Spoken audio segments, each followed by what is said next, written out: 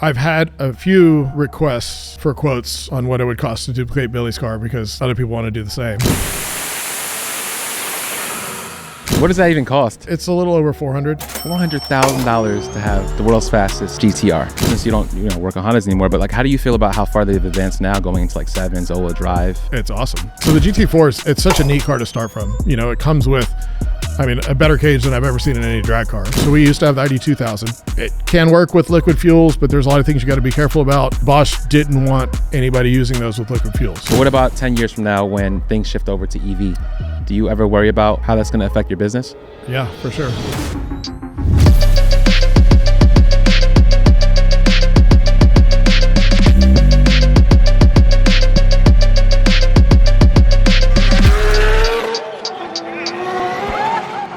Welcome back to another episode of the Street Alpha Podcast. I am your host, Tukes, and we have another banger for you guys out here in Texas.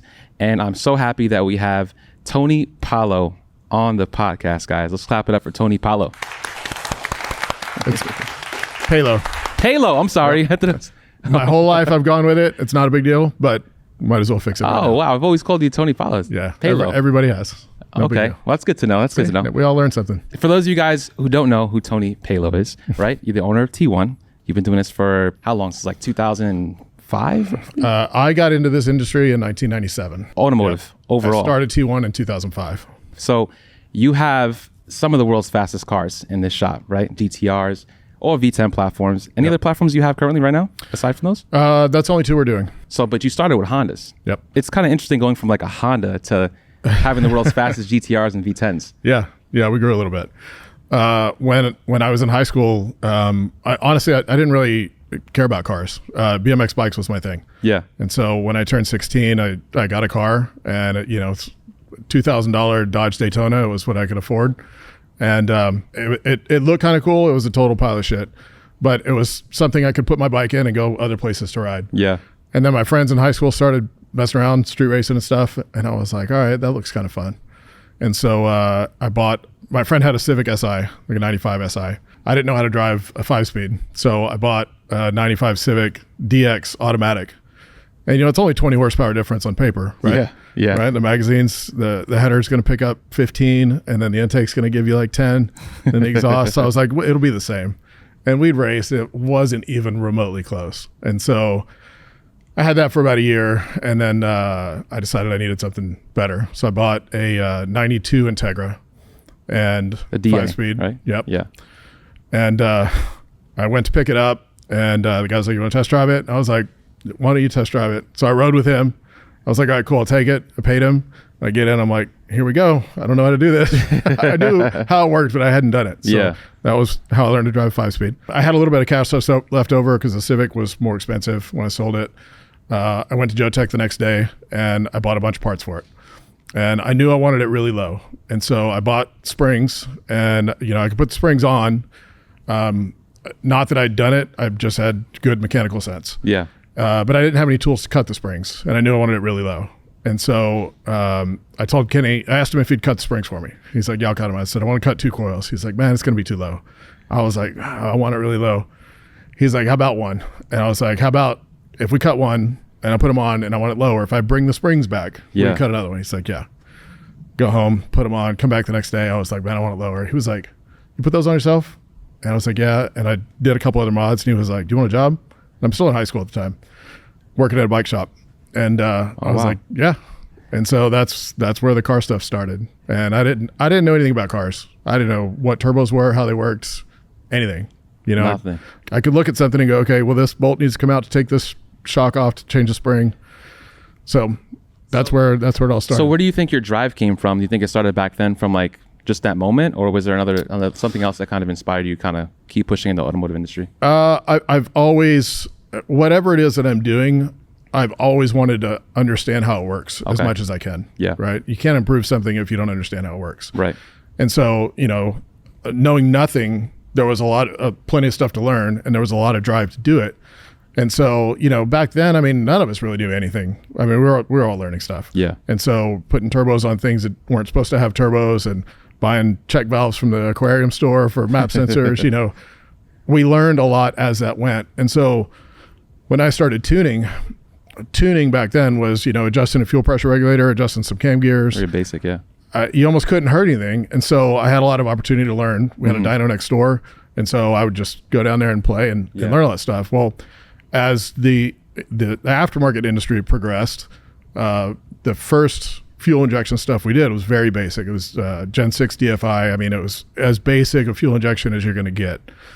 And then went to Honda, and then eventually we went to the old Motec M48 on Kenny's car, started learning that stuff. And, everything's continued to get more and more advanced. But since I was already, on the edge of what was available, it was just about learning the new. Yeah. Versus if you try to get into it today, there's a lot. If you came in knowing nothing and you tried to tune one of these cars, like you're going to be lost for a long time. Right. So did you have anybody who was like your right-hand man that was kind of helping you out with this stuff, the tuning early on, or you were just figuring stuff out on your own? I was just figuring stuff out. I ended up, I was at Jotech for 6 or 7 years. And I was building the engines, I was doing the tuning, and it was just that the information's out there for almost anything you want to know, right? Yeah. I learned how to weld there. We were, when we did a B-series swap in a Civic, you had to weld the shift linkage, right? We had a MIG welder, didn't have a hood. I would MIG weld and watch what was happening after the weld to adjust what I was doing like that, because I couldn't see the weld. And the welder broke. And Kenny went to the welding store to buy another welder. He comes back with a TIG welder. And I'm like, what? I don't know how to use this. Why did you buy this? Yeah. And this was so long ago. It came with a VHS cassette tape with instructions. And so I put it in and I just started learning, and, same deal. Like, with welding, what it's supposed to look like because you've seen enough good stuff, right? Yeah. And you just keep adjusting until it's getting better and better and better. Right. The first time I welded aluminum, since we weren't a fab shop, we didn't really have like scrap materials. We had wheelie bars put on Kenny's Civic, and we bought those ones from Jags or something that have it's a flat aluminum lower bar, and then a top bar and had little springs in it. But they didn't use the aluminum lower bar, the chassis shop, when they put them on. So I had these strips of aluminum that were anodized blue. Yeah. And so I'm trying to weld this, not knowing you got to remove the anodizing to weld. And I'm trying to weld over it. And I'm like, man, this aluminum stuff's really hard. Because, again, I know what it should look like, and I can't even get it in the ballpark. Yeah. And so at one point, this was when the the Honda Civic, the Honda scene was big. A bunch of teams would travel the whole series with an HRA and whatnot. And a team came in and broke something and had to come to the shop to use the welder. And I saw him welding, and I mentioned it, and he's like, oh, you got to grind the anodizing off. And I did that, and all of a sudden that clicked, So everything I've done, I've learned along the way. At the time when you had the DA, what were some of the things that you were doing back then that you kind of figured out that kind of was like advancing the Honda platform back then? I mean, I wasn't advancing anything. I was just trying to figure out what was going on. So you never raced that car? You never broke any records with the DA? I didn't break any records, but I did. I built the motor. It was an LS motor. Kept it naturally aspirated. Big cam, supported head. I think I went 14.2 with that car, which at the time no VTEC.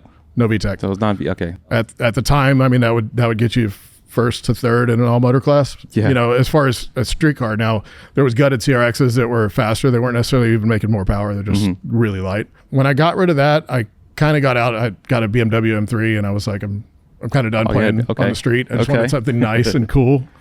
And then my Integra, the DC, that came about because after I left Jotech, I worked for Bob Norwood for a couple years, and this was a car that I had built at Jotech.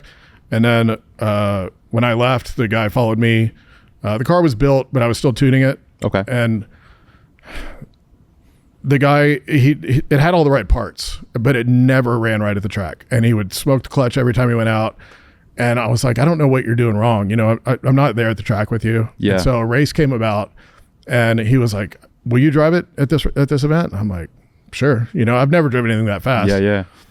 So we ended up winning that event. The car went 10-1, which was a front-wheel drive record in Texas at the time for a street car. What year? You know what year that was? Just curious. That would have been 2006. 10 was pretty much like fast. And so he's like, I want you to race it for the rest of the season. And I was like, all right, but if I'm going to do that, we got to do more to it. I was like, I'll cover all the labor. You pay for the parts. We're going to make it faster. Yeah. And so we did. We won the NHRA Sport Compact, Sport Front Wheel Drive, West Coast Division the first year we raced it. And then in 2008 at the Outlaw race, broke into the 8s, and that was first front wheel drive street car in the 8s. Yeah. Went 8.9 at I think 161. A little bit after that, he was like, all right, this has been fun, but all he's doing is putting money out. He's not driving or anything. Right. And so he's like, do you want to buy the car? And I was like, yeah, I'll buy the car. And so bought it, kept it going. I think when I got rid of it, it had gone 830 at like 189 or something. So I sold that because the GTR stuff came about. So in 2010, I bought a GTR. I had literally zero intention of working on them or modifying that one. It's personal? Just you run Just personal. Right. I love the car. I found a used one for 65 grand. I was like, I can finally afford this. I'm going to buy it. Bought it. This is when the Texas Mile stuff was still happening a lot. Okay. And I had a customer that had an entry for the mile and his car wasn't going to be ready. He was like, if you want to run your GTR, you can have my entry. And so I was like, all right, well, if I'm going to do that, I want to at least do some mods too. So then that started. Ethanol, full bolt-on stuff, built exhaust for it. I think it went 183 at the mile.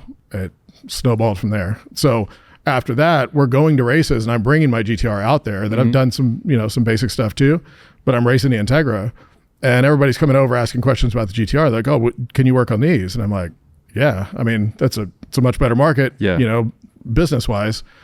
And so for about a year, we still kind of did both. And then we went exclusive GTR for 11 years. And then we just got into the V10 stuff a few years ago. So I didn't ask you this before, but what does T1 stand for? So when I worked at Jotech, okay, and the forums were a thing that I didn't even know about. It was still pretty new. Honda Tech was a popular forum back then. Yeah. We built a car for this kid, and it ended up dropping a valve and destroyed the engine. And he got on Honda Tech and was talking all kinds of shit. And somebody told me about it. And so I go in there and I'm reading it. And we know he misshifted the car. The people that were with him told us what happened. He misshifted the car, over revved it, dropped a valve. And so I'm like, I got to get on there and defend us. And so I make a screen name, and I'm not creative when it comes to names. So I'm like, Tony 1. And so that was my intro to Honda Tech. And I ended up being on there a lot and had a lot of input. And so when it came time to start T1, I also couldn't think of a creative name. So it needed to be something that was visible from the stands on the side of a race car. It needed to be something that you didn't hate to say every time you answer the phone. Yeah. And somebody suggested T1. And I was like, I think that's it. It works. I like it. And then is race development is that like a slogan, or that's part of the name? That's part of this T1 race development. Technically, as time's gone on, we've kind of got, initially nobody knew what it was at all. Yeah. Right. In my industry, for the most part, people know what T1 is. Yeah. And we've just cleaned it up a little bit and just have the T1 part. You know what's funny about that is a lot of people usually get their names from Xbox, video games, or like any type of username that they have, and they kind of they stick with it and run with it. It's like your very early email addresses where you're like, nobody's ever going to see this, right? Yeah. And then eventually you get older and they're like, what's your email address? You're like, I've had some weird AOL ones, back in the day. Fortunately, yeah. But luckily, my last name is Tukes, so I don't have any fancy username or anything like that. Yeah. But it's pretty cool. So before we get into the GTR stuff, you were on Pinks. Yep. Right? What year was that? Oh God, I think that was before T1 or right around that time, so mid 2000s. Yeah. So you were the driver in that episode with Dave. Yeah, Shout full race. Full race built the car, and Jeff was like, "Hey, you want to come drive this thing?" And I'm like, "Sure." So and that was a single cam. What made you guys want to do a single cam? Well, the fact that we might be giving it away and nobody wanted to put any money into it, so it was cheap. Okay, because I watched, I was like, wait, why would they go with a single cam turbo? Like maybe you guys had some type of trick you guys were doing with that, but nah, it did move, right? Yeah, no, it ran good, and honestly, there was something wrong. Like they wouldn't let us work on the car in between rounds, and there was like a major. The first pass it ran good. The second pass, like there was no power, and I'm telling the guys, I'm like, something's wrong. Yeah, and the other team's like, yeah, bullshit, they're sandbagging. And I'm like, I don't know what to do. I mean, I'm doing everything I can, but there's no power there. And so it turned out it had a torn coupler. Shit. After And what did that car make? The guys that got it told us that. Oh, so you didn't find out on the episode. You found it after when Yeah. they got the car. And they actually, so you actually had to give the cars Yeah. to that's like an actual thing. I've always wondered that. So yesterday, Dave Gibson from Motec was here. Okay. He's business development for Motec USA. Yeah. So Dave Gibson was the other guy.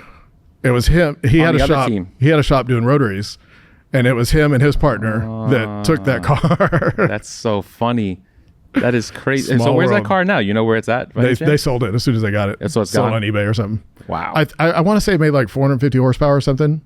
And that was with the turbo setup, obviously, right? With boost, yeah. With boost. And did you guys spray it all? No, so that was we had a nitrous bottle in there, and the plan was Right. this is going to be part of the negotiations, Yeah. right? And so I mean it went the way it was supposed to go. Had the car not had another problem. Yeah, because I noticed at the end of the episode when obviously they won, that was one of the tactics you guys used. Yeah. And it was pretty smart. But yeah, shout out to Dave. Dave was a negotiator on that one, right? Yeah. And he was pretty quiet. He's kind of like, it seemed like his team was doing more negotiating than he was. Yeah, it was Jeff Evans, Dave, me, Jeff and Jeff. Evans? Yeah, Jeff Evans was there. Like the tuner? Yeah, He was on there? yep. No way. As just part of our team. He tuned my S2000 back. I didn't even know he was on there. Yeah. I got to watch that back now. I didn't even know that. That's crazy. So you were done with Hondas after that, right? Pretty much when you went to the GTRs?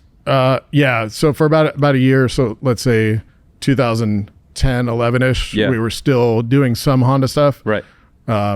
But as the GTR work kept coming in, it's like, I've only got so many lifts and so many people, right? Yeah. And if I can't take in a GTR job because we're doing an exhaust on a Civic or something, it doesn't make sense. There was Yeah. enough GTR work that To it made come sense. in, So right. we switched over exclusively to the GTR stuff. How do you feel about, I'm just curious to know since you don't work on Hondas anymore, but like how do you feel about how far they've advanced now going into like Sevens, Ola Drive? It's awesome. I Yeah. mean, I love seeing the progression. I still know everybody that's involved and is still in contact.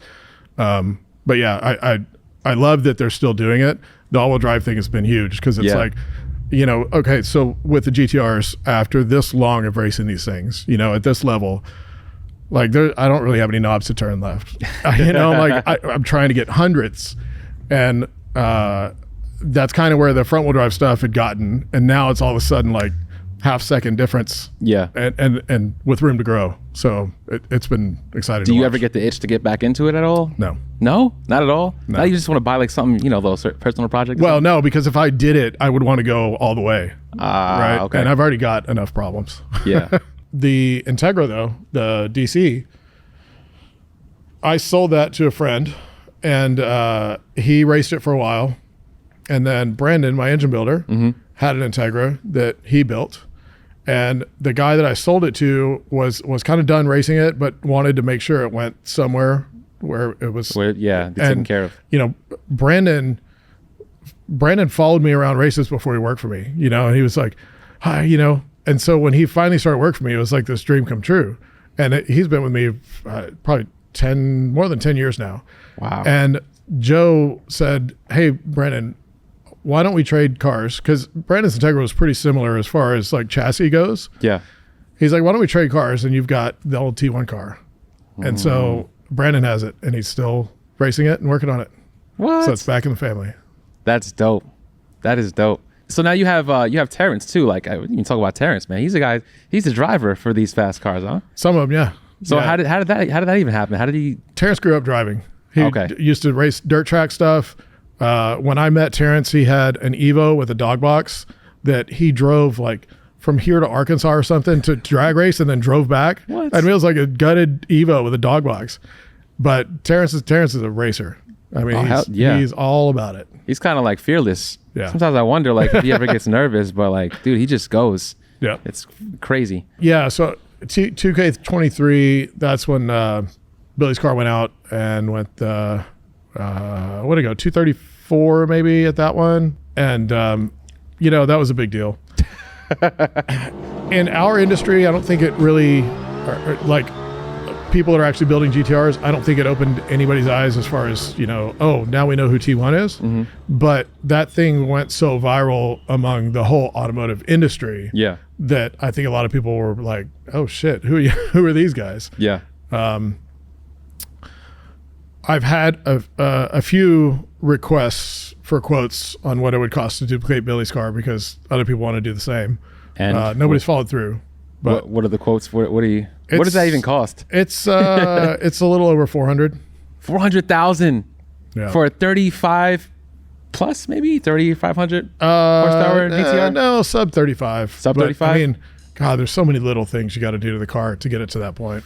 Now, is that 400,000 all in one shot, or that's just like blow ups and transmissions and? Well, that would be all in one shot to build the car from scratch. Nobody does that. I mean, that car's been through a bunch of phases, just like all the rest of these have. Yeah. Now with where the platform is, there's a potential to start from a stock car and go to that, right? You save a lot of money versus having done it, but you also don't get those years of racing and learning and all that.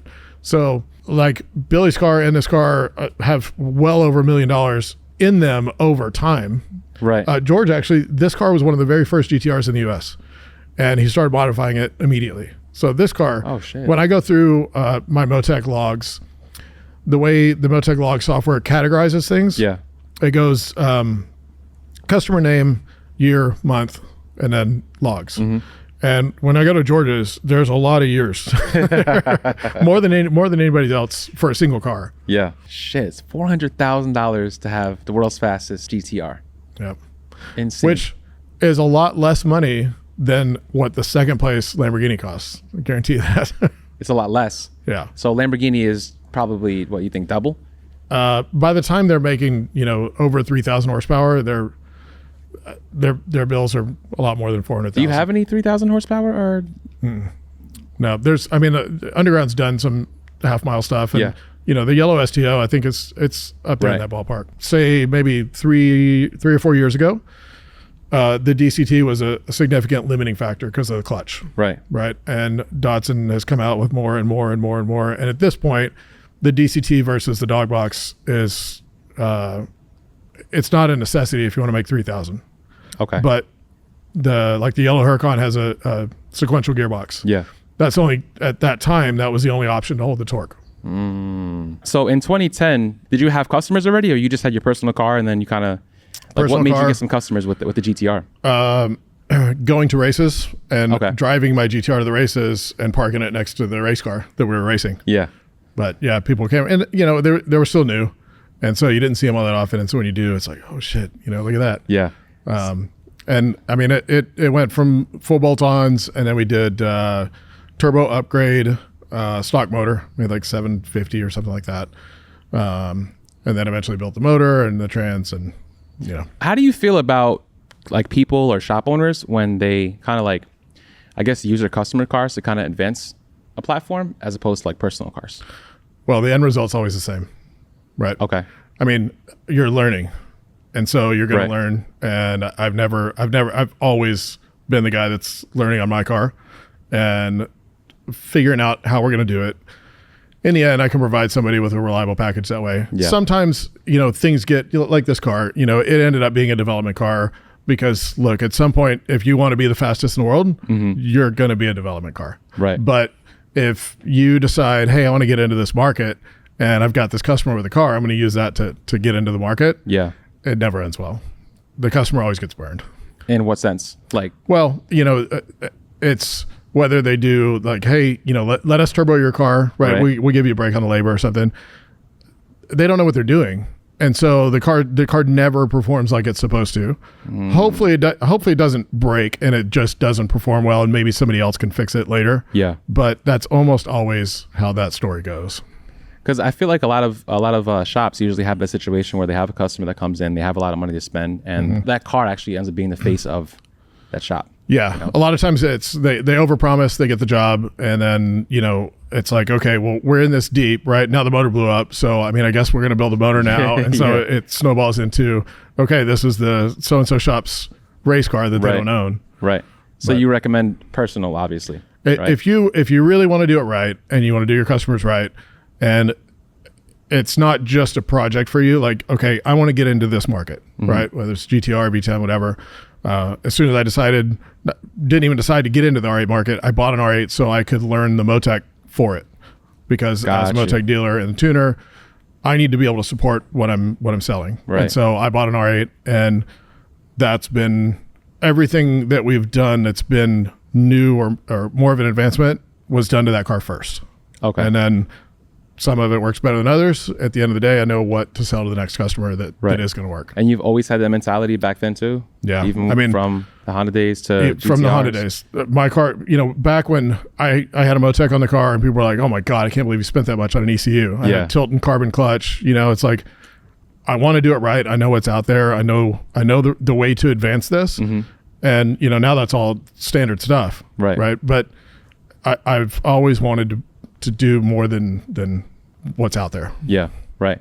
So with the GTR, I know there were some things to overcome when it comes to like even the transmission on these cars, right? Yeah. So when did you start like tinkering with the car a little bit more to kind of push through that? One of the first GTR engines we built, mm-hmm. We sleeved it because coming from the Honda world, you've got to sleeve everything, right? And we took this thing apart, and it's like there's not even a steel liner, like it's just all aluminum. There's no way this is going to work, right? And so we sleeved it.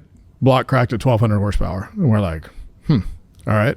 So we ended up breaking one or two more before we were like, all right, so we don't actually know when the factory liner fails. Let's take a step back and let's find out. And to date, we've made over 2,500 horsepower on factory liners multiple times. We've had one block break that wasn't sleeved. Yeah. So I learned a lot from that. And in that, my approach on the V10 stuff was completely different. Instead of buying all the aftermarket parts you can get, let's buy the least amount of aftermarket parts we can get and find out what's going to break next. Yeah. Because the OE engineers are a lot smarter than people give them credit for. Yeah. They're a lot smarter than most of the aftermarket for sure. I mean, usually that's pretty much where like aftermarket companies base their products off of, like the OEM applications, basically. Right. So usually most of the time I feel like it's just good enough. Yeah. In a situation like with rods, cost and weight are big factors. If the OE rod is strong enough for the OE power and RPM, there's no reason for them to make anything better. Right. But like oiling systems are very well thought out. Cooling systems, crankshafts are usually pretty beefy. Mm-hmm. So like cast pistons, that those are going to be a weak link. We can make it better. Valve springs are going to be good for the RPM limit that the stock motor runs. Yeah. If you want to go more than that, you're probably going to have to beef those up. Mm-hmm. Cams, that the factory cams are going to be plenty strong. Yeah. But if you change the goals, you're probably going to want bigger cams. So there's some things that are standard across basically any platform. Right. But going in and changing the harmonic damper or upgrading the crankshaft because it's aftermarket, it's going to be better. Maybe it is, maybe it's not. And what about the transmission? The transmission side, similar deal. It's for the most part, they don't fail at stock power levels. True. Early on, when the GTR came out, when they had LC1, right? When those would launch, it would rev to 4,500 and just dump the clutch. Yeah. And so wheel tire hop and that broke shit. So then they took like 10 steps back, and the LC2 would leave it like 2,200 RPM, just really soft, and it slowed the car down a lot. Yeah. And so they, the transmission computer is the exact same computer as the engine computer. There's the same amount of wires, same everything. Like there's a lot of programming involved in a DCT trans. And how the clutch comes in is it's all programming. Yeah. And so you can make an 09 launch like a 2023 just with the programming stuff. Yeah. So the launch on these things, it's all programming. As the newer and newer cars came out, they continue to improve that. And so, since the engine and trans really hasn't changed since they released it, that was kind of a thing that was helpful for them to keep the performance figures improving every year. Right. Like, the 17's faster than the 15. But it's the same thing. They just get the launch a little bit better. Yeah. And, when we look at the OE file, like with Ecutech or something, you can see a lot of tables in there. Some are more defined than others, but there's a lot of stuff going on in there. There's actually a Motec standalone for the TCM. Oh, really? Motec started developing this shortly after the GTR came out because it wasn't that great stock. And so like we can make our own TCM and make it better. Over the course of that development, it's a long development process, the stock stuff kept getting better and better. And eventually they're like, this doesn't make sense anymore. So the project got shelved. So I got it resurrected a few years ago, and I have it. It's not ready yet. It's not all the way right, but trying to get development time allotted for it at Motec in Australia, and that it will be a product in time. But I got to see, from a Motec side where everything's fully defined, and learn a lot more about how the DCT works. Right. And there's a lot to it. It's like everything's the way it should be, with coefficient of friction of the discs and everything. Mm-hmm. And when we put an aftermarket clutch in there with 5 more clutch plates than stock, like when you drive a GTR with a fully built trans, I mean it's not bad. When you drive a V10 with a fully built trans, it's way better. It's a much newer transmission. The programming's a lot better. Yeah. Okay. So in terms of DCT, these things are old. I mean the car came out in 2008 in Japan, right? Which means they probably started working on the trans in 2005 or something. Yeah. So I mean it's 20-year-old transmission at this point. Right. So why are you resurrecting it now? Because you pretty much are... Because these cars will benefit from it. Do you feel like the GTR market is kind of dying though right now? It's slowing down for sure. Now, here's something that will appeal to a lot of people. Right now, racing one of these cars on a Pro Tree, it's realistically, you can't do it. There is a bump feature in Motec, and it does work, but it's kind of like this deal. Is that the buttons? You got to hit the certain so you have to fully stage while you're holding one button, and then you got to let up off the brake and let it creep, and then hit the brake and then let off the button and then let off the brake and still cut a light. Yeah. Right. And I'm not that good. But there is the opportunity to add a clutch pedal with a standalone trans, and you could basically have your clutch pedal be your launch, so you can stage it like a normal manual car, right? And still have computer control of how the clutch comes in. So you could kind of make this thing a manual DCT, and I think that would appeal to a lot of people that want to race. This episode of the Street Alpha Podcast is brought to you by Racemotive. Bring your car from the streets to the track at Racemotive racing events in 2024. From Pocono Raceway, Maryland International Raceway, New Jersey Motorsports Park, and new this year, Maple Grove Raceway, Racemotive brings you top-tier roll racing events. Their Olympic-style grading system ensures precise measurements for fair competition. From the high-friction NASCAR surface at Pocono to fully prepped drag strips, every race promises excitement and fairness. So bring yourself and your car and use Street Alpha Pod for 10% off all tickets, whether you spectate or race at racemotive.com. Don't miss your chance to race with the best. You still have the delay, but you would just have easier times. So the delay with the factory TCM is not constant. Okay. So if somebody tries to burn you down on the tree, if you're in launch for more than like 3 or 4 seconds, the first time this happened to me, I freaked out. You let off the brake, and it's literally half a second before anything happens. I let off the brake, and I look down. I'm like, what? And it takes off. So you've got, a half-second delay is hard to make up on the tree. Yeah. And then it brings the clutch in completely different, but it brings the clutch in real smooth. So the car launches good. Yeah. Your reaction time's terrible. So it's not constant. It's really hard to get the perfect amount of control over the clutch with stock TCM. Mm-hmm. So we'll be able to 60-foot better, be able to do it more consistently. Yeah. And hopefully whatever delay is there will at least be consistent, where it's not with factory TCM. I personally don't even understand why there's a delay. Can you explain why it's a delay with DCT transmissions? I don't know how much of it's in programming, but forget about that side. You've got electronics and hydraulics happening, right? Okay. So RPM's up, it gets the signal, okay, we want to launch.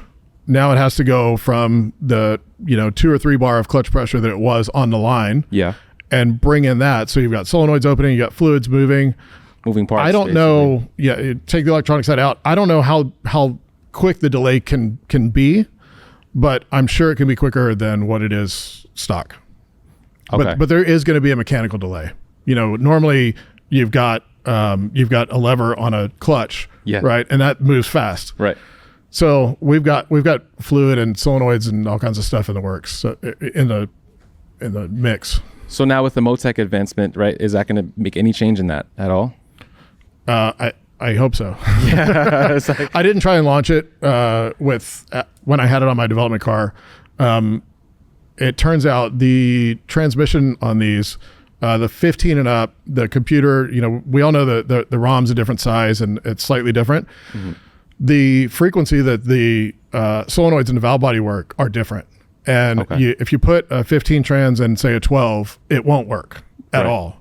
But I don't know what it's looking at to know that it's not right. The development was done on an older trans with Motec, and I put it in a 15 Nismo that I had. And so when we're digging into the data, he was like, it's running the solenoids at a different frequency on this one. And we're like, oh, okay. So that now I know what the difference is. Yeah. So in the Motec, it'll be switchable. So you can put it on either one. But because that wasn't right, I didn't do a ton of testing with it. In driving around, it was fine. The shift crossovers weren't really right. Mm-hmm. You know, a lot of people don't realize when you the shift of a DCT trans isn't, you know, a fork going in and clutch coming out like we're used to, because it's in both gears already. So the shift is just the hydraulic pressure's crossing. And so that's what we call the crossover point. If you get the crossover too high, you're kind of in two gears at once and you'll feel it bind. And if you get it too low, the RPM will flare before it comes back down. So you want to usually, on these cars, like a good crossover is about 8 bar pressure. And again, that's something that, you know, we don't really have that much control over that with the stock TCM, but we will be able to have control over that with the standalone. So there's room to improve for sure. And who's going to be running this? This is like for some of these cars, or this is like for... I mean, it'll start on our big drag cars, and I'll continue refining it, but I could see it ending up on any drag car that we build. Right. You know, it's like with what's in these, for $7,000 for a standalone TCM. One, you don't have the random faults that you get with a TCM when it gets pissed off. We'll actually have full data for everything and high frequency logging. You only get about 20 hertz out of the factory TCM. So like when you're looking at those clutch crossovers, these are things that are happening super fast. Right. And a sample rate of 20 hertz doesn't really give you the full picture, where, 100 or 1,000 hertz, really, you can see everything. You can see everything on data. That's interesting. So aside from the transmission, are there any other limitations that you've kind of faced right now? Because obviously, you know, that's the biggest one. But with the transmission stuff, if we could tweak the gear ratios, I think there's a lot to be had there. Okay. Unfortunately, making custom gear sets with one-off ratios to test, it's an expensive pricey, thing. Yeah. And again, we don't know what you might run into with the TCM, with the stock one, if it's going to get pissed off about something not being right. Yeah. The other issue we run into, so you shift from first to second. Now the first fork has to work to get in third. There's only a certain amount of time that you're in second. The faster the car gets, the shorter that time is. And it's a problem with both of these platforms sometimes, that the synchros don't work quite good enough, and you're ready for it to shift, but the fork's not in yet. And so it won't shift. It'll just hang on the rev limiter until the fork gets in, and then it'll allow the shift. The 2.3 is bad on the V10s in that regard. And, you know, it's constant evolution. We're tweaking things to make them better. But that's a problem with the DCT. A long time ago, when Ecanu was racing the GTR, they had a set of dog gears made. So you think about it, that eliminates that problem of the synchro. Yeah. Well, the way a dog gear works is once you shift and engage the gear, there's a back cut on the dog tooth. And so if you're driving a dog box and you're on the throttle and there's no cut, you're not going to be able to pull it out of gear, right? Right. As soon as you lift, you can move it out of gear. Well, because both gears aren't driven at the same time, there was issues with the fork popping out because it's just rattling around in there because it's not loaded against that dog ring. So that didn't work.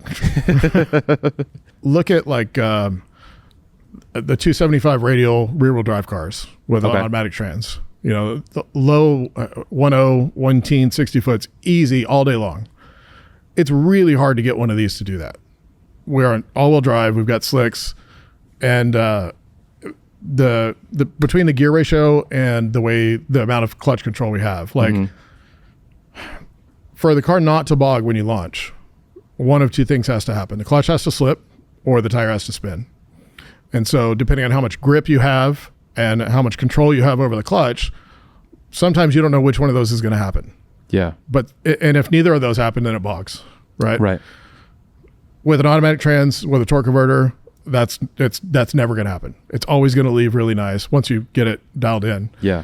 So it's still, I mean, it's, if you said, okay, I want to build a drag car, what's the best trans to use? It's not this. Okay, it's not. It's definitely not. Okay. And they're expensive. And, the fact that it even does what it's doing, 3,000 plus wheel horsepower, drag race, launches. The fact that I say a stock gearbox, all the parts are upgraded, but it's still a factory designed piece. The fact that it even does that is impressive. But, you could go a season on a TH400 with a car that's fast. You're not going to get a season on one gearbox. So at that horsepower, what are you guys pushing for like boost wise? 3,000? About 90 pounds. I think Billy said you guys dynoed 70? It's a little bit over 70. Yeah. 28 or 2,900. And on full kilo, it's seen 85 to 90. That's insane, dude.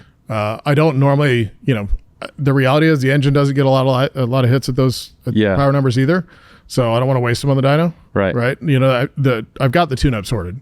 Right. So whenever one of these cars gets a refresh, put on the dyno, I do the engine break-in, change the oil, check the filter, make sure everything's happy. Mm-hmm. I'll do like a wastegate pull and then maybe like a 50-pound pull. And just if those 2 points are where they're supposed to be, I don't do any more pulls on the dyno.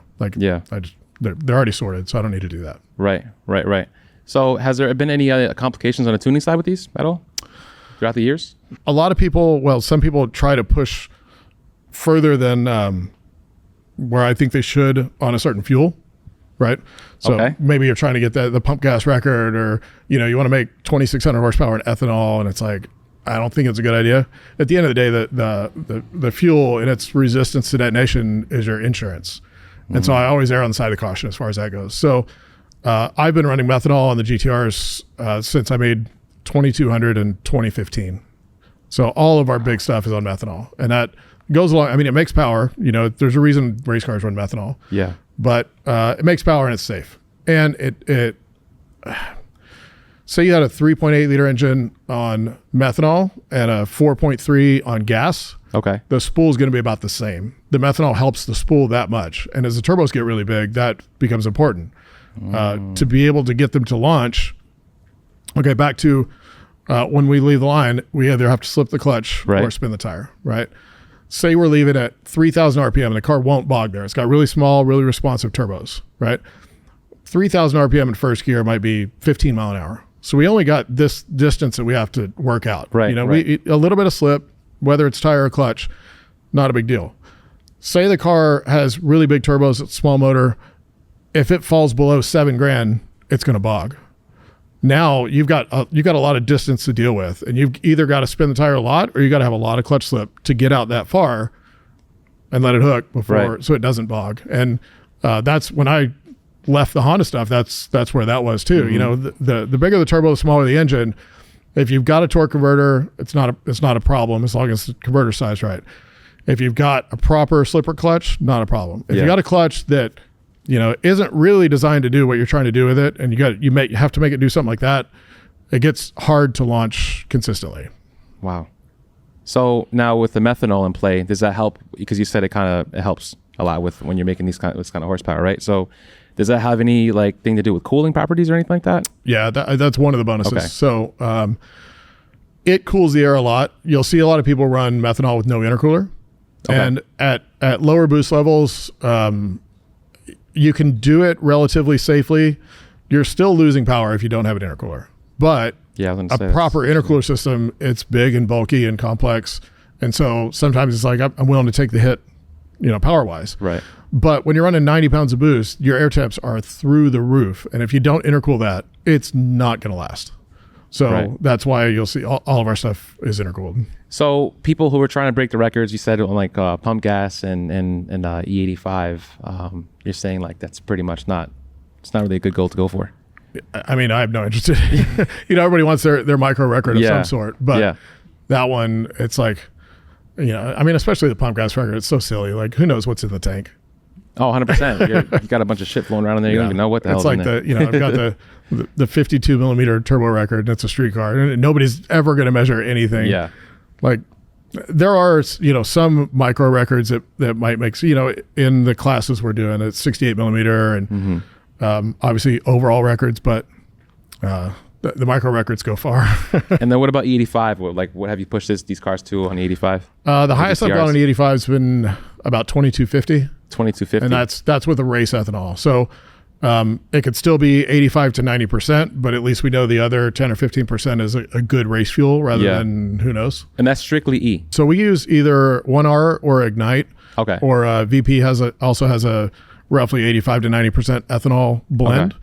Actually, ethanol mixed with a little bit of race gas has a higher knock resistance than 100% ethanol. So that's why these race blends tend to work pretty good. Now, the problem is that the computer doesn't have any way of knowing octane. We do have a flex fuel sensor. We can see ethanol content. Yeah.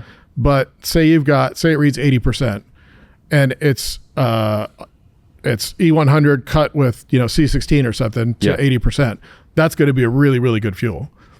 If you've got 80% from a pump somewhere and you're trying to make 2200, I mean, maybe it works. I don't want to try it. That's sketchy. And maybe it works one tank and not the next. It's not consistent. And so when I set up tune stuff, if it's a car that's going to make more than I'm comfortable with on pump gas, you're basically not really going to see anything over 85 from a pump. Okay. So it's usually going to be that or lower. Right. And so, I'll have a big step in the fuel composition, torque and boost stuff where if it's like 88 or higher, I know that it's probably got good fuel. And so it's not that 3% makes a difference. It's that I know that this is a good ethanol versus an unknown. Right. And, same E50, if you're 50% ethanol and 50% race gas, that's really, really good. If it's E50 from a pump, that's not even close. And so sometimes you get people that need to cut that direction because they don't have enough fuel volume in the fuel system, right? Pumps can't keep up, injectors can't keep up. If you go to E50, you don't need quite as much fuel. So I've done putting cars that way. I'm like, hey, you can't race this thing on pump ethanol because it's got all the power at E50. Right. So for those guys out there, whether they have a GTR or any kind of platform, what do you recommend to them in terms of like finding a good gas station to find good fuel? Because most people will pull up to a pump, have a sensor in their car and kind of read or close to like E70 or something, if it's really good. So is there any like recommendations or any tips for that? It varies by location. And it's very like any gas station you literally stay away from? It's like region dependent. Okay. Right. So when in colder regions, they have to go to a lower blend so that the cars start well. Okay. Because the higher the ethanol content, the fuel doesn't want to vaporize when you try to start it. Gotcha. And so, these people with stock flex fuel cars, they expect the car to start and run the same all the time. Right. So you'll see in the colder months in those areas, they might have E50, E60, something like that. Which is common in New York, yeah. Yep. In the warmer areas, for the most part, it stays fairly high. But no, I haven't seen. I don't have it anywhere around here, and I don't have any street cars that run on ethanol personally, like where I'm driving to a pump. Yeah. We usually use race stuff. We have a couple drums that we take to the local station that has it, but it's still 20 miles away. So we'll go fill up drums so that we have it here if I've got a car on the dyno or something and I need some. But no, I don't know about one station being better than another. I mean, most of the stuff we're doing. So a GTR, for example, 1600 or so is usually about as far as I want to go on pump ethanol, and then past that, I want it to have race ethanol. Right. Now, if we do a build, say it's going to make 1800, I'm going to tune it on race ethanol. I don't need to tune it on every blend of ethanol and find the knock limit on every one and get all that stuff dialed in. It's going to be its fastest here. Yeah. I know what I need to do to make it safe as the ethanol blend goes down. But that's it's a time thing. Right. And changing the ethanol blends and retuning constantly, it takes a lot. Damn. So you seem to know so much about the fuel stuff, right? Because you have Injector Dynamics, that's the company, right? So how did you kind of get into that? So back in the Integra days, I started out with the M4 Motec. So 4 injectors. This was the old gold box, DOS based. I mean, that old. Yeah. Once I got the car, I switched it over to an M800 and went to 8 injectors. And, back in the day, we had to run the Bosch 160-pound injector. It was an old CNG injector.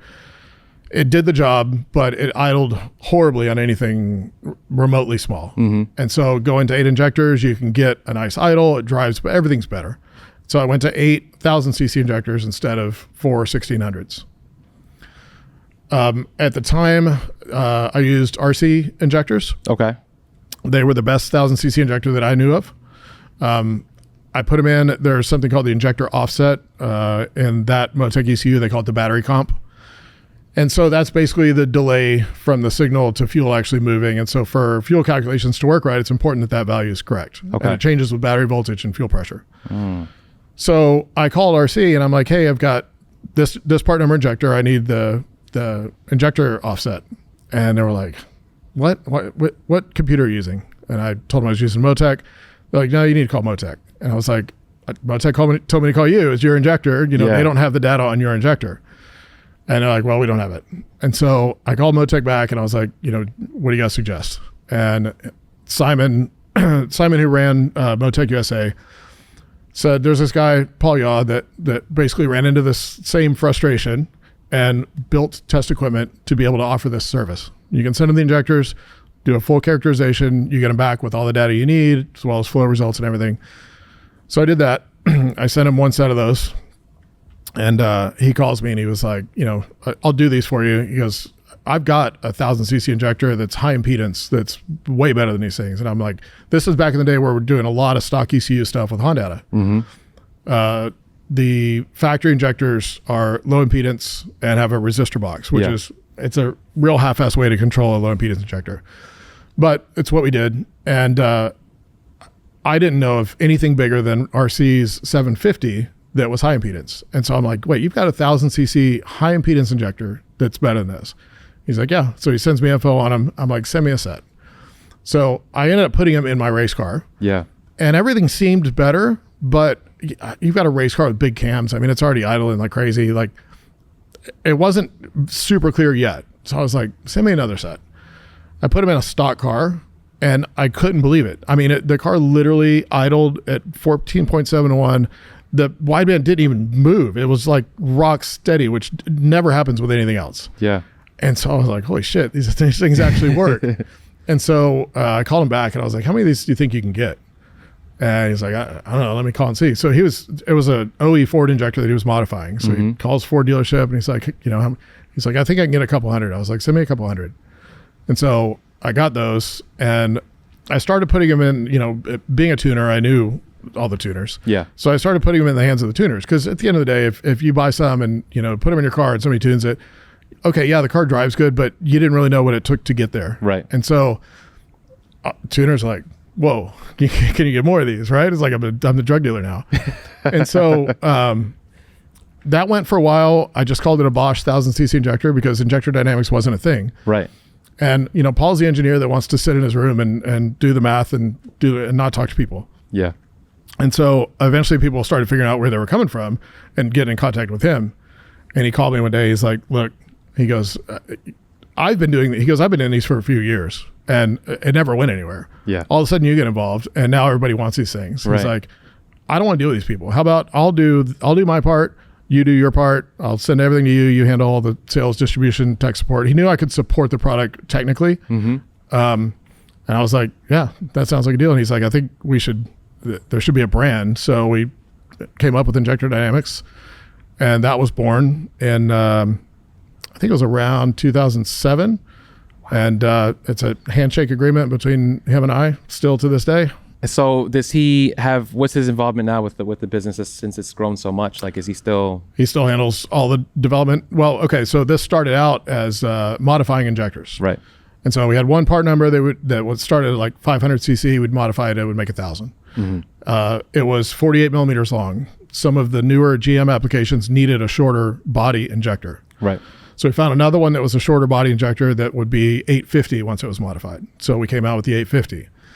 Now this is back in the day when people still heard 1000cc injector and went, my car won't run on those. You know, there's no way that would work. Right. So then we did a 725 just for those people that were scared of the 1000. Nothing needed the 725. The 1000 would work in it, but it was the same length. It was just to you know, get people over the hump and learn that these will work. And so we did that for a lot of years and eventually got a really good relationship with Bosch Motorsport, who was supplying us with the core injectors. Right.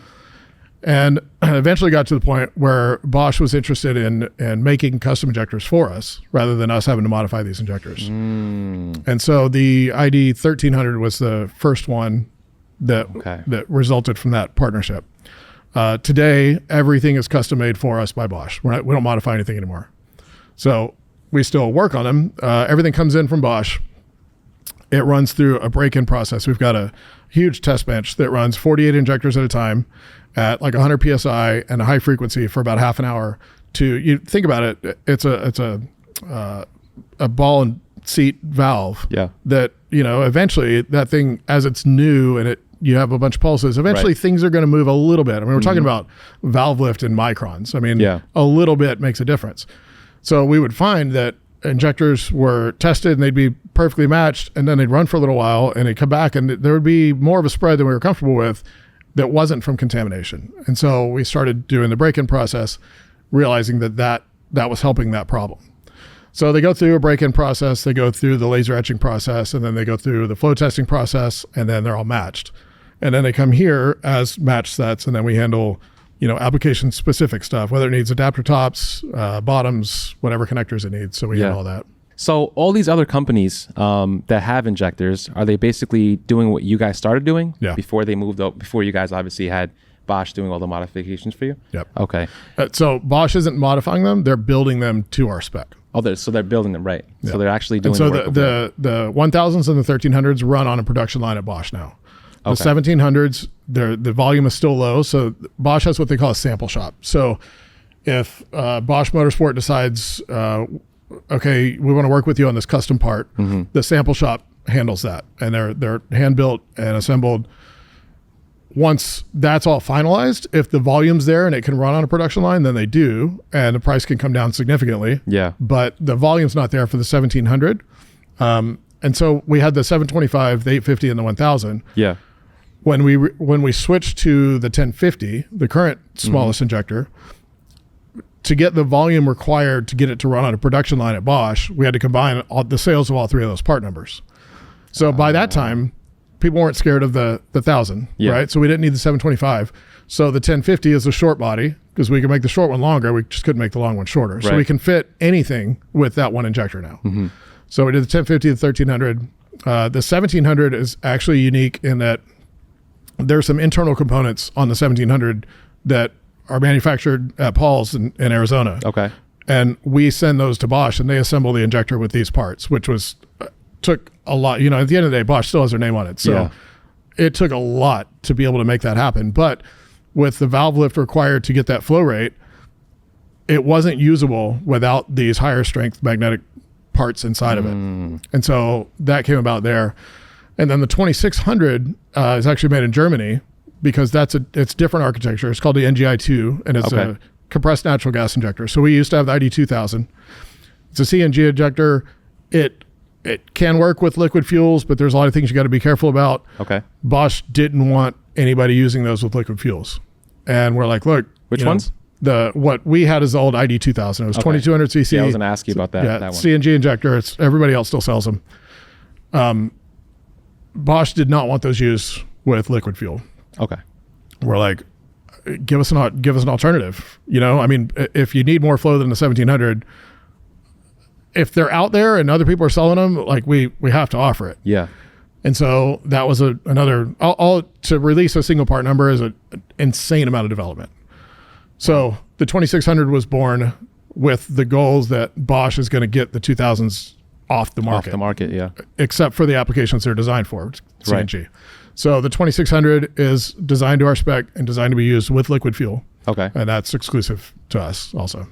Okay. Yeah, I was going to ask you about the 2000s because a lot of people are saying you can't run E85 with those, and they were having issues with 2000s. So normally it's a steel ball on the end of the injector. Okay. And so as it opens, the fuel just flows around the ball. That one's completely different. It's got a flat face valve with a rubber face on it. I'd say rubber. It's technically some kind of chemical, but rubber keeps it simple. And so that rubber seals on a flat face on the end of the injector. There's fuel that goes both through the center of it and comes around it. Now, with the normal ball, it has to open against the fuel pressure. With this one, because of the design of it, it doesn't have to open against fuel pressure. So the high pressure capability is insane. The offset's very low, and it can get a lot more flow than the EV14 architecture can. And so that's why, we had to do a lot of work to get a 1700. And it's like all of a sudden you got a 2600. It's drastically different, but the internal construction is completely different on that injector. Now, you mentioned before that people were scared to run the 1000s, right? A pretty big, I don't want to say misconception, it could be, but is that like if you run a injector that's too big, you can have idling issues. Is that true? It is eventually, yeah. Okay. At what point? Well, it matters what fuel you're using, right? Because as you run ethanol or methanol, the fuel volume increases. And so if you were to look at what we call like a dynograph of an injector, right? So flow versus pulse width. When it gets down on the end at very low pulse widths, the flow starts to get nonlinear and it gets funky. Okay. And so if your idle fuel requirements are high enough up, if you're using 20 microliters of fuel at idle on a small injector, you're well into the linear range. So everything's going to work exactly as it should. Okay. So as you get bigger and bigger and the engine gets smaller and smaller and the fuel volume requirements go down, that gets harder and harder. So like the 1700s on some cars, they won't idle happily at stoic. The 2600s, same deal. It's not going to idle at stoic. But the other thing is by the time you need an injector that big, you probably have bigger cams than stock.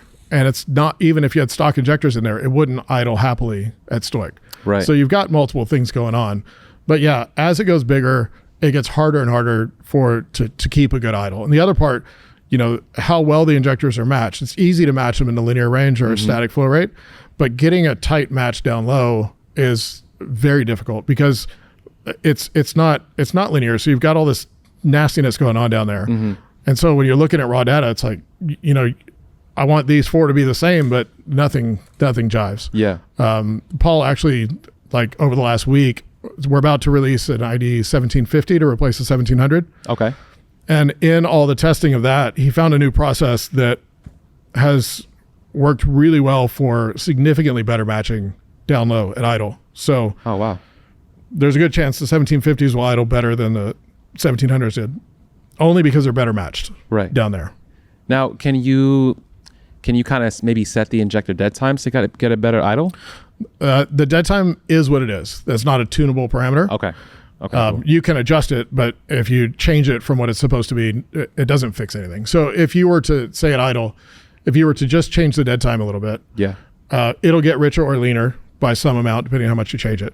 Right. Now it's going to throw off the compensations where, say, the air temp wants to make a 5% change in lambda. If the offset's wrong, you don't get 5. You might get 2, you might get 8, you might get 20, depending on how far it's off. And so that's why it's important that the offsets are right. Now, depending on which direction you went with that offset, it'll either get richer or leaner.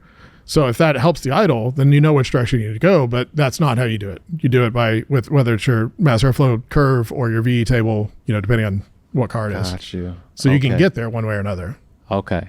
All right. I was always curious about that. So now E85, right? With these injectors, all these injectors that you guys offer, you're able to run E85, full E85, any type of ethanol, right?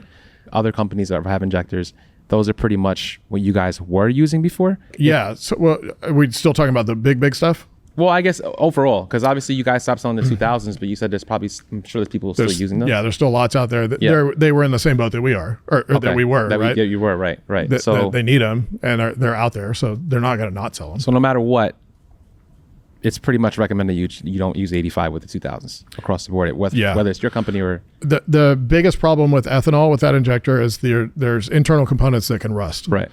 Since ethanol will absorb water from the air, if it's in a wet environment, humid environment, if they sit, they'll rust. Once they're rusted, they're trash. The other part, back to that flat face rubber valve. Yeah. There are chemical reactions, and so they're not compatible with MTBE.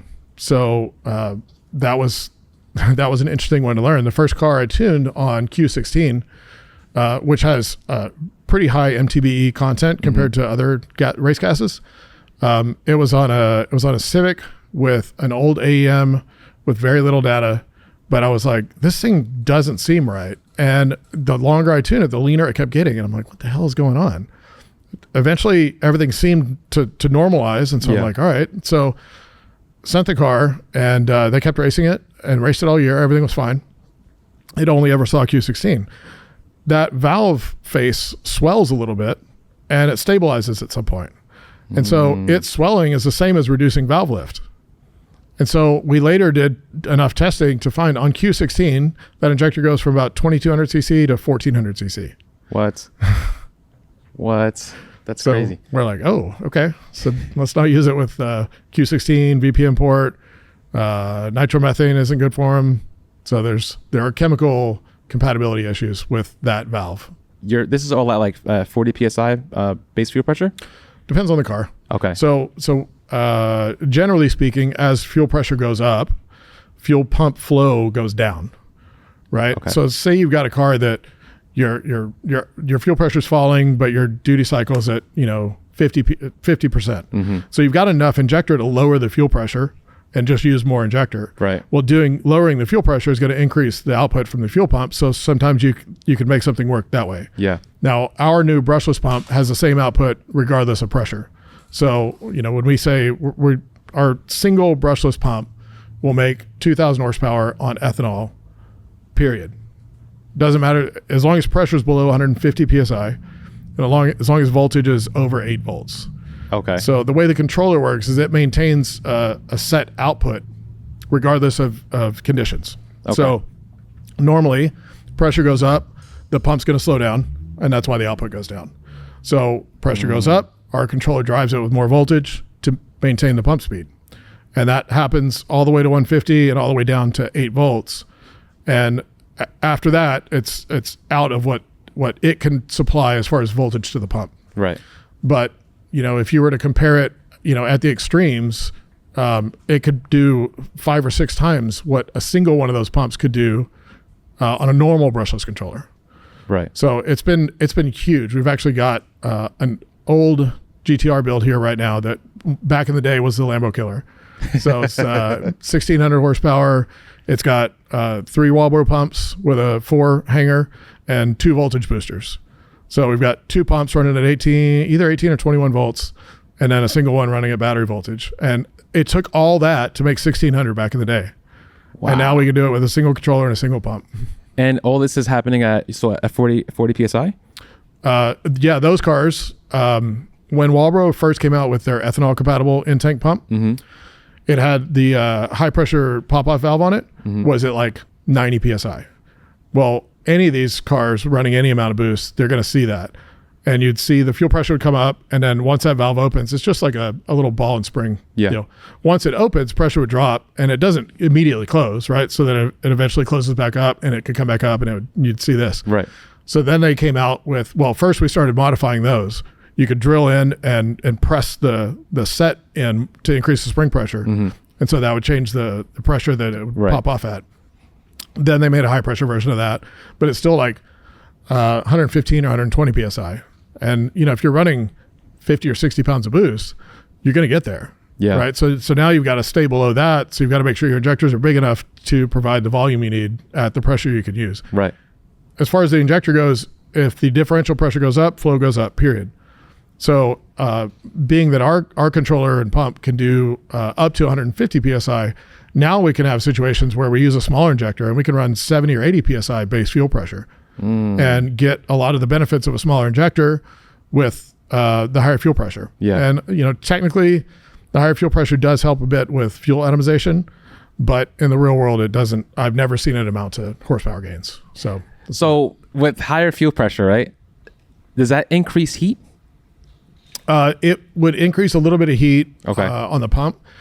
The brushed pumps have fuel running through the brushes and the motor and all that, and they heat up the fuel a lot more than a brushless pump does. Okay. But in the end, it's not really a factor. Okay. So now this controller, right, that you guys have, is that still like pretty much, it's not in testing, people have it, right? But is that something that you guys are still kind of working on and figuring things out with, or no? It's pretty much a set. It's pretty pricey too. We worked on it for a solid 6 or 7 years before we released it. What? It went from an idea to a working concept forever to eventually now a production piece. So I think we're on serial number 700 or so right now. So there's a lot of them out there. Wow. And so now you can just run this controller with one pump, basically.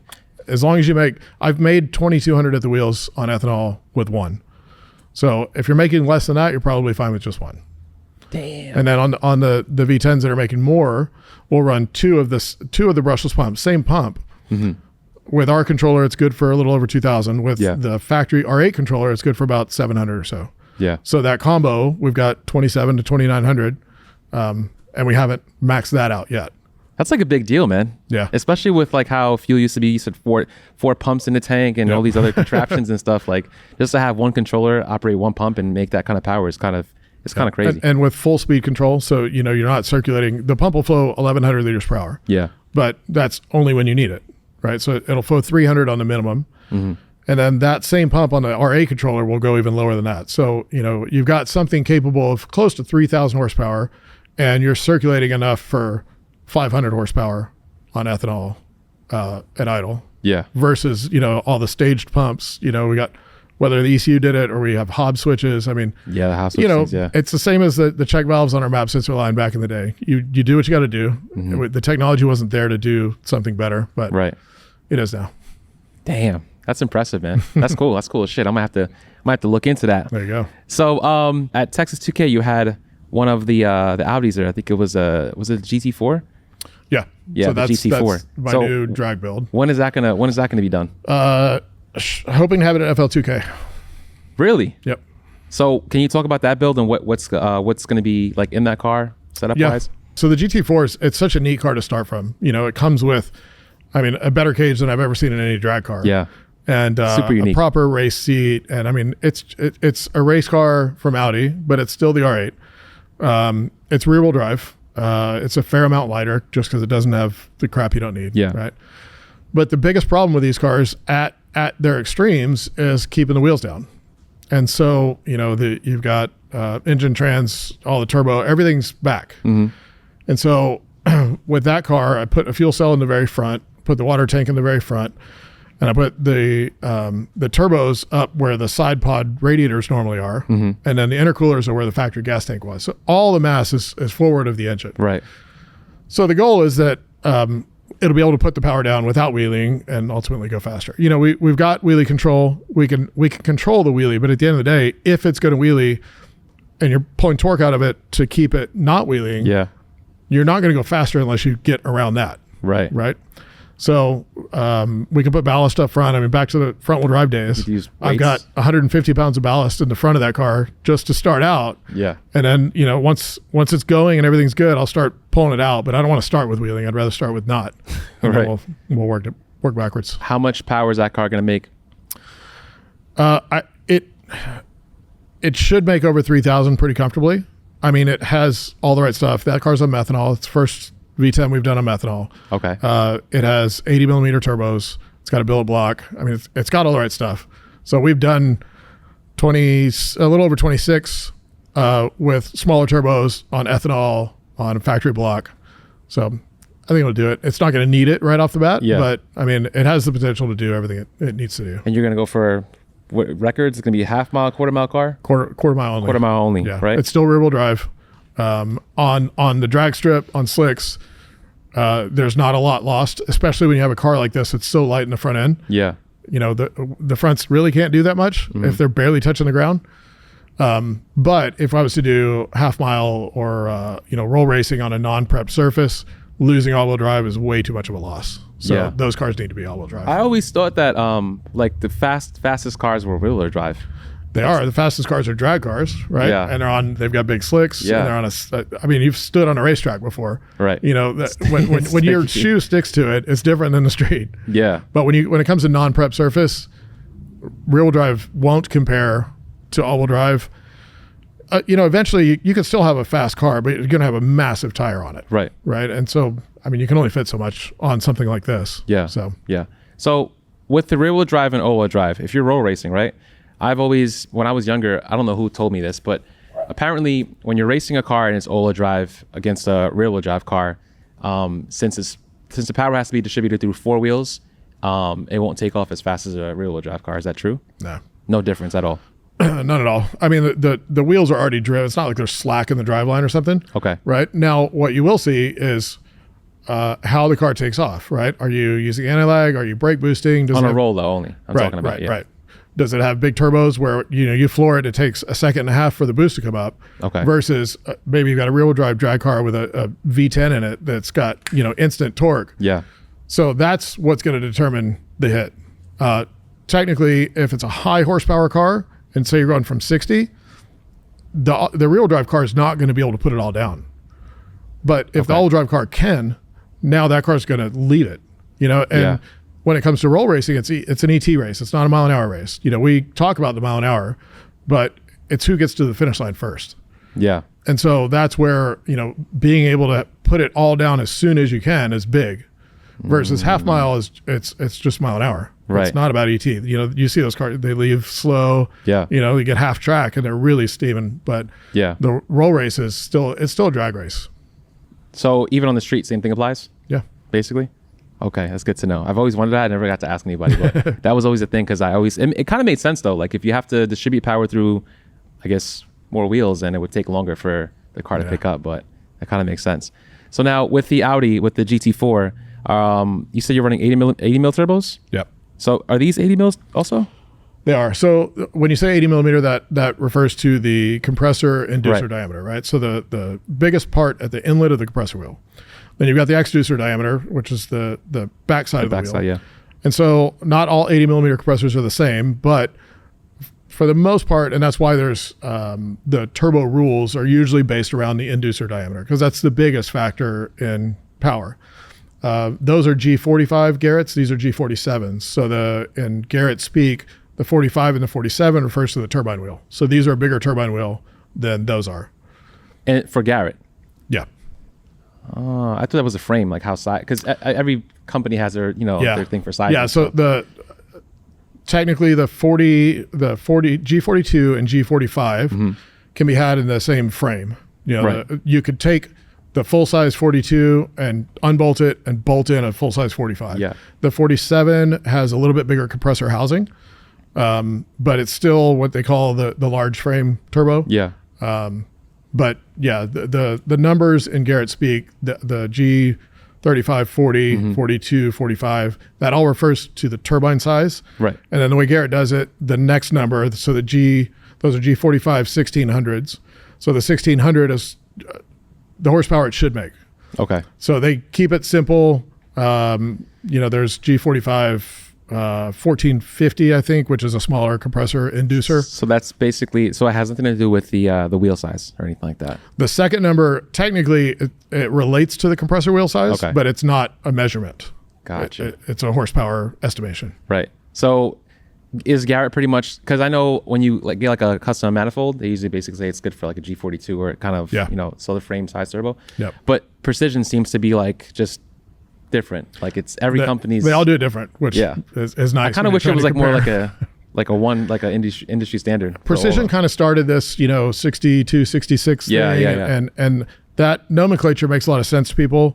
So Turbo Smart started doing turbos. They did the same thing. Yeah. So I'd say that's the most common. Force Performance in Zona does it. They do flow, the pounds per minute. Yeah. So the first part is pounds per minute, and the second is the turbine. I don't know if it's inducer or exducer.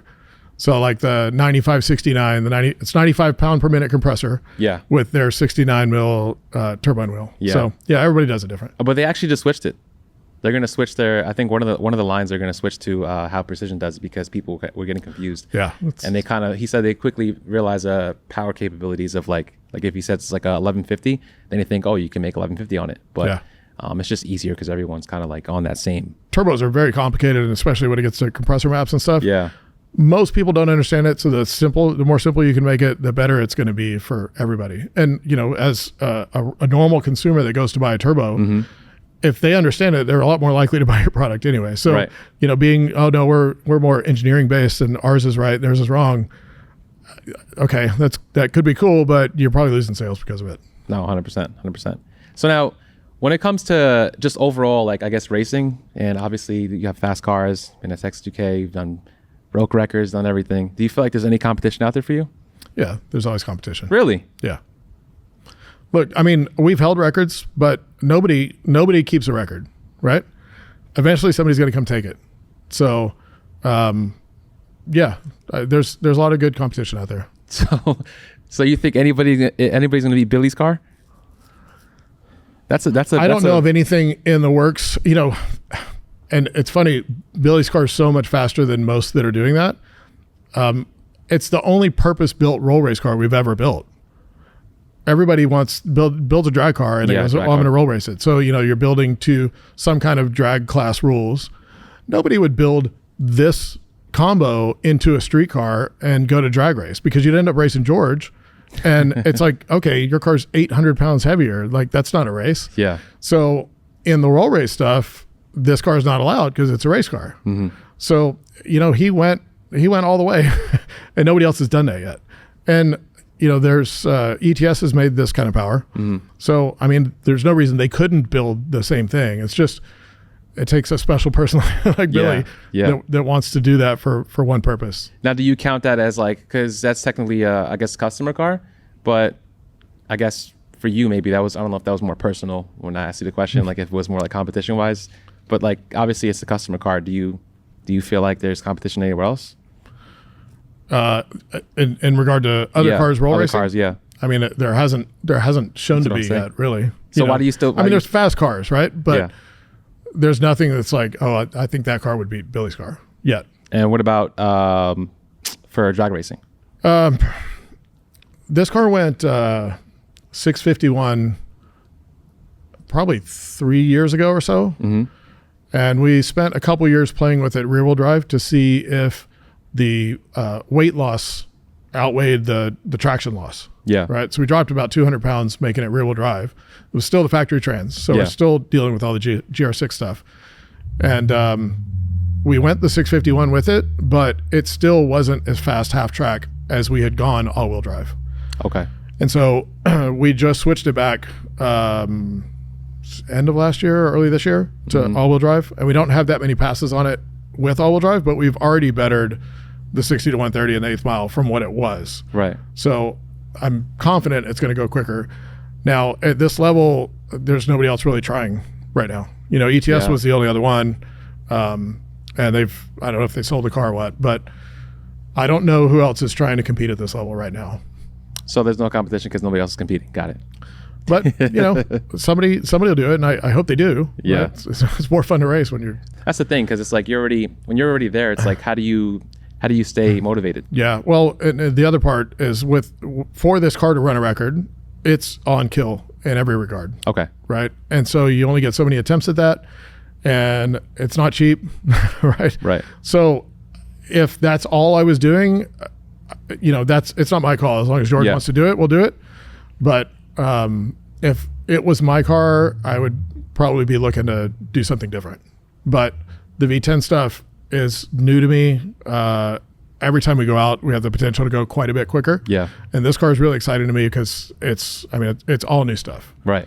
So yeah, that's kind of lit a flame again. That's like the new chapter, basically. Yeah. We want to see. I want to see that. I got to be there for that. I'll be at FL2K, so I'm surprised you even go. I didn't even know you were going to run it there. This will be our first FL2K because we've done World Cup finals in Maryland for the past handful of years. Mm-hmm. And when we go to a race, we bring, at WCF, usually maybe 5, 6, 7 cars. Yeah. TX2K or FL2K, 10 to 12 cars. Mm-hmm. When you bring that number of cars, we can't do 2 races 30 days apart. Yeah. And so that's what it's always been. And so we went to WCF, not because we're competitive there, because we're not, because back to the Pro Tree thing. We're racing cars on a Pro Tree. Either we go in first and they burn us down, or they go in quick and you're screwed. Yeah. Because this car takes close to 2 seconds in launch before the boost is ready for it to leave. So if you go in second, you only got half a second. So you either go early and bog and hope he brakes or something, or wait till you're in boost and hope you can run him down, which at WCF, the cars are fast. That's not going to happen. So we went there because it's a good track, the weather's great, and the potential to set records, which is where that set the record. Right.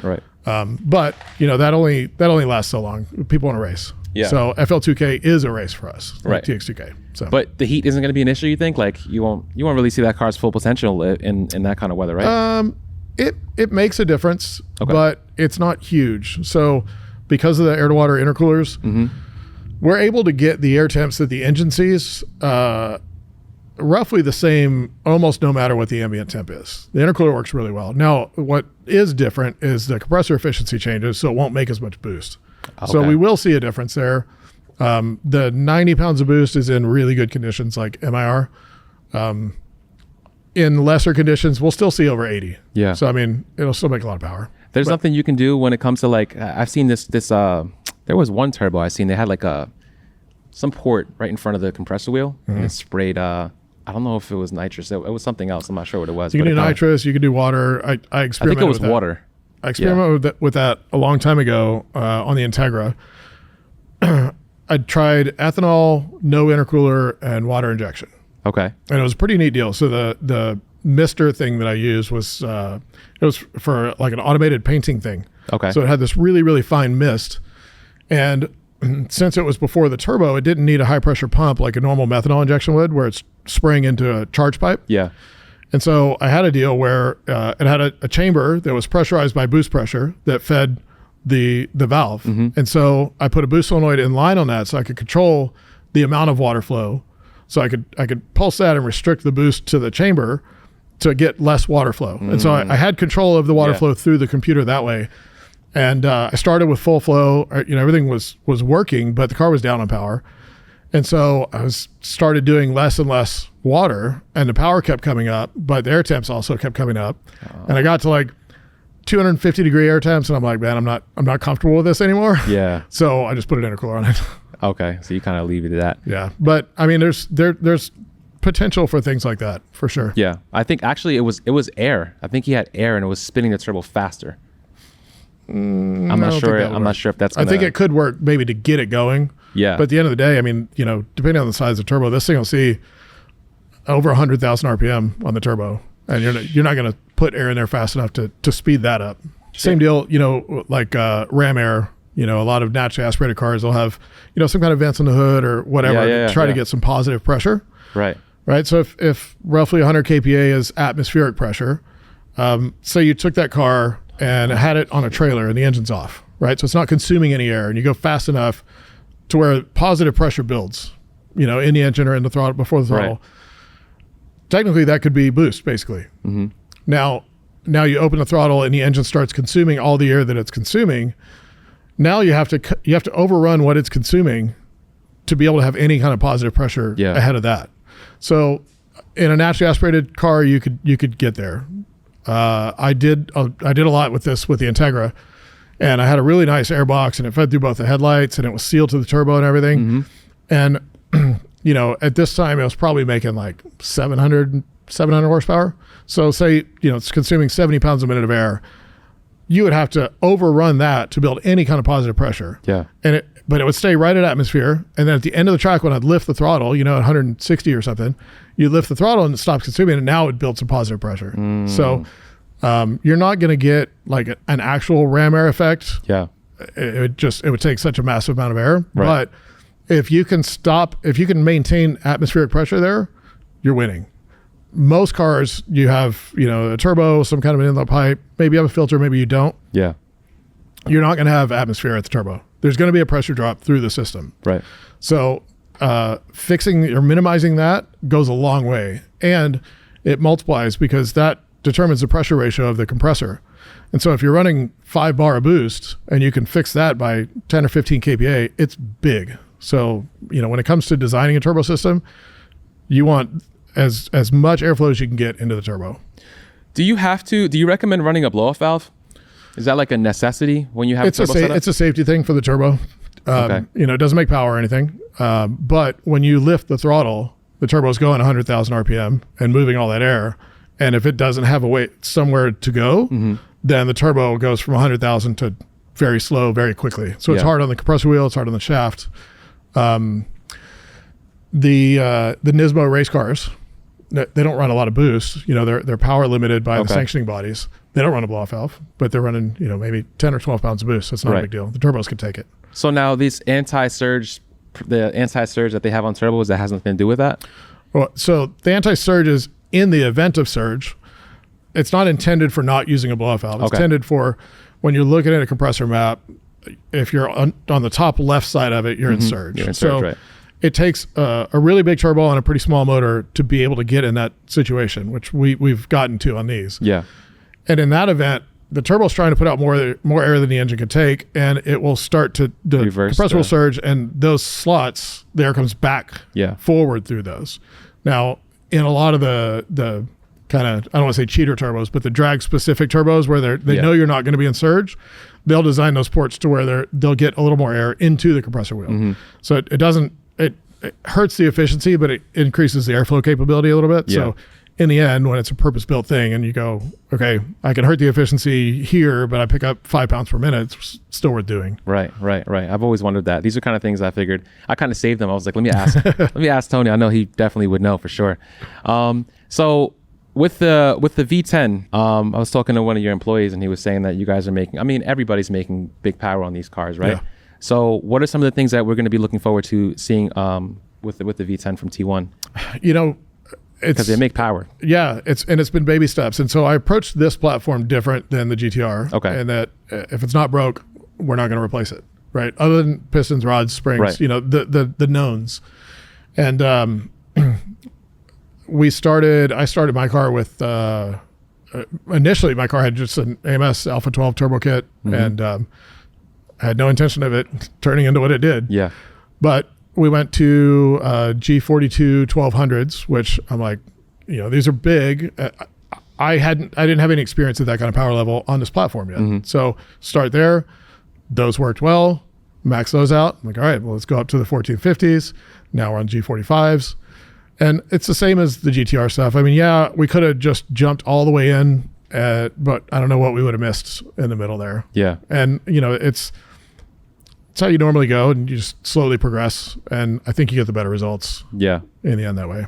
So are we going to see, aside from your car, any like customer cars that you have in the lineup for this coming year, maybe at FL2K or World Cup? Yeah. We'll look forward to seeing? I don't know exactly who else coming to World Cup, but we'll have at least a few V10s. We've got Ricky's the green one. Yeah. His is kind of, you know, followed in the footsteps of what mine did. So I think he's gone. I went 743, I think, with Amy driving it. And then I think Ricky's gone like 751 or something so far. So I mean, it's right there. That's wild. So what does it cost to build let's say a V10 from T1?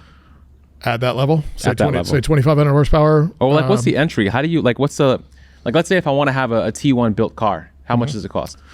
Well, you could start with stock fuel system, stock clutch, basic turbo setup. Okay. Like, you know, 850 or so.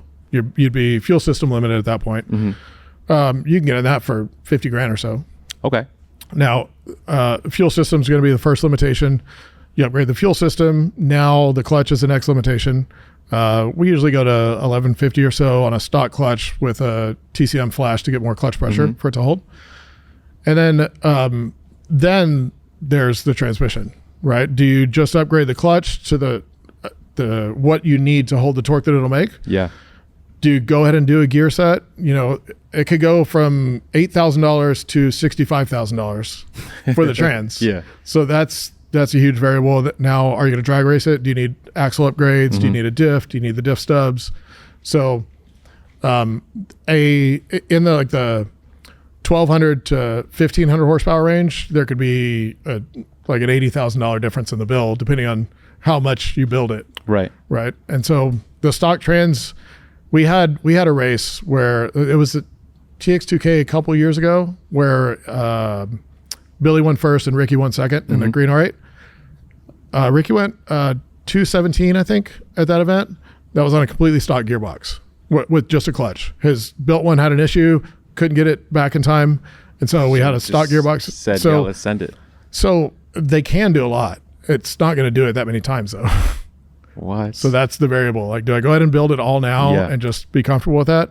Right. Or do I see how far, and it might go the whole time you own the car, and you sell it and you save $60,000, but it's going to break for somebody. Right. So do you see a lot, you still see a lot of GTRs coming in, or? The last two big GTR builds we had were both what I consider like a perfect street car. They were newer Nismos, like 1,600 horsepower. I mean, a really, really nice builds. And that's that's kind of the GTR stuff that's still coming in. The people that wanted to build a race GTR by this point have already done it. Yeah. So, we still have a bunch of race cars that we maintain and update. So we get, even if there's no GTRs coming in, we always have GTR work to do. Every time we go to a race, I've got 3 or 4 of them that just live here at this point, right? And so in between races, they're getting whatever updates they need, whatever maintenance they need. So there's still plenty of that GTR work, but actual new builds coming in, we don't do that much. Not and really. I don't do any stock ECU stuff. Everything's Motec. And so it's more race level builds that we're doing. So even at the entry level, it'd be running a Motec, technically. So $50,000. And it's not necessarily that you need a Motec for that, but I don't do any stock ECU tuning. I have no interest in it. I could make the Motec work better than I can make any stock ECU work for either one of these platforms. And when you know how good something can be, and you're limited by something which, it only comes down to money, right? Right. Because the Motec can go in there. So if you're trying to save some money and do that, I'm not interested in doing it. Interesting. $50K. So $50K, and that's just for the V10s, not for GTRs. Yeah, GTRs, you can go really far with a V10 without going into the motor or trans. Okay.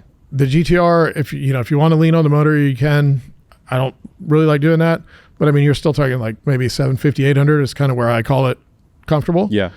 Versus on a V10, with our turbo kit and our setup, I'm comfortable with it leaving at 1450, 1500, which blew my mind originally. That's right? Because we didn't know, when I started getting into these, we didn't know how far we could go, and it takes, you have 15 cars out there making 1200, and somebody's like, "Can we make more?" And you're like, probably, right? Because none of these are broken. Yeah. And so you just slowly go more and more and more. And with where we landed, now we look back and go, okay, it's really about torque, right? And it's really about torque per rod when we're talking about rods breaking. Yeah. A Lambo at 1500 horsepower is making about the same amount of torque per rod as a GTR at 800. So you've got more rods and it revs higher. So if you can carry that torque to a higher RPM, you can make a lot more horsepower. That's wild. So as crazy as it seems, when you go back, it's like, it's actually not that surprising. Yeah. For a GTR entry, what is that? 50? It's still $50K for that, or it's more money?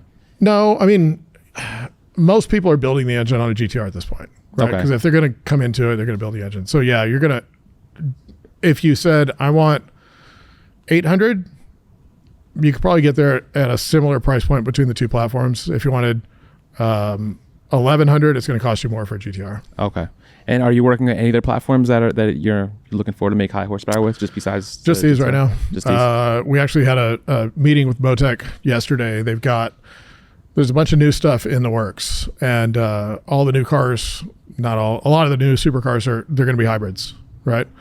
So that makes things more difficult from a modification standpoint. So with the new platform that Motec has coming, having a plug and play ECU kit for a hybrid, like some of the newer Lamborghini stuff, that's going to be the difficult. Anybody out there can build a nice turbo system. You can build a fuel system. Making it work right from the tuning standpoint, that's the difficult part. And so once Motec comes in and there's a plug and play option, now it's an open book. So how many more years do you think we have with just I guess mechanical versus the EV stuff that we're as far as new cars go? Not much. Like maybe 5 years?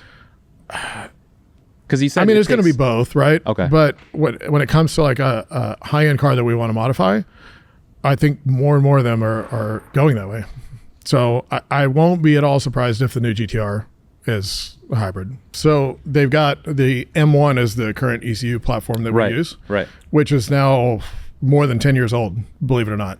And it's still, like the Gold Box, the M800 was leading the industry when it was, even the M800 was DOS software when it was released. Yeah. So there's stuff, it takes a while to come out, but when it comes out, it's really good and it stays at the forefront.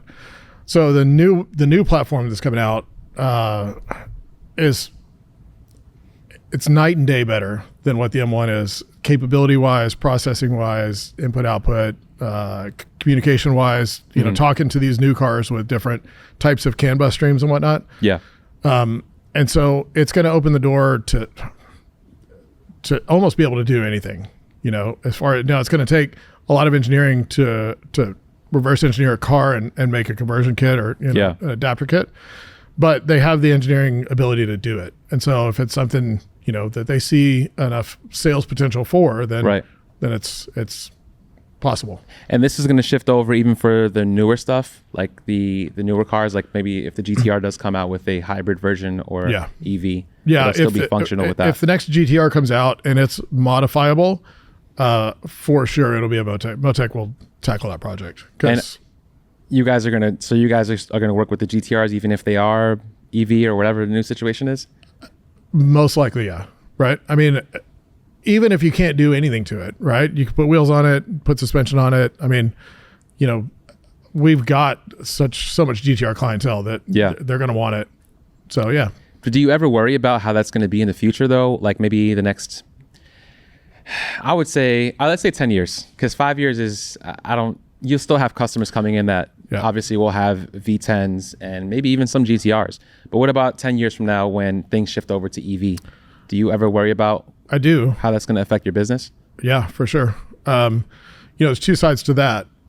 There's already people kind of doing some EV conversions, right? Okay. Take an S2000 and make it electric. Yeah. And I've seen that. You can't argue with the performance of a fast EV. Look at the Rimac and the Plaid, the new Taycan. They're fast. I mean, Porsche's been making fast cars for forever. Yeah. And their highest horsepower and fastest car is their electric car. So, the potential's there. And, maybe instead of, I don't know that you're going to modify a stock car and get anything out of it. Yeah. But there will be more and more, I think, opportunities to convert cars or maybe make a rear wheel drive car all-wheel drive with electric front drive. So there's always going to be something to do. I don't know what it'll be 10 years from now. Yeah. But you'll always be involved basically. You'll always be tapped into what's coming out probably ahead of time. Honestly, if you're already working on some Motec stuff, you might already know something that we don't. We try to stay ahead. Yeah. All right. Well, I do want to say I am super grateful that I'm able to do this. I never thought I'd be able to interview Tony T1. It's kind of crazy coming from interviewing pretty much locals, street racers, to now being here. So I'm pretty I appreciate the fact that you let this happen. So I'm glad you came out, man. Thank you. Appreciate your time. Also, I know it's been kind of tough. You were busy. You were on vacation. You had things going on. Yep. So huge shout out to Dave as well, because Dave is the one who put me in contact with you. So yeah, thank you so much, man. If you could let the viewers know where to find you, social media, website, and so on. Yep, we're on Facebook and Instagram. We don't do the TikTok thing. So you won't see Tony dancing in front of GTRs. It's not gonna happen. T1 Race on Instagram and Facebook. And then the website's t1racedevelopment.com. Okay. All right. Well, thanks again. Thank you so much, man. I appreciate it so much. Guys, make sure if you guys are listening and watching, make sure you guys listening on all streaming platforms. And if you're watching on YouTube, make sure you guys like, share, comment, and subscribe. And make sure you guys cop some merch as well. I will catch you guys on the next one. Peace.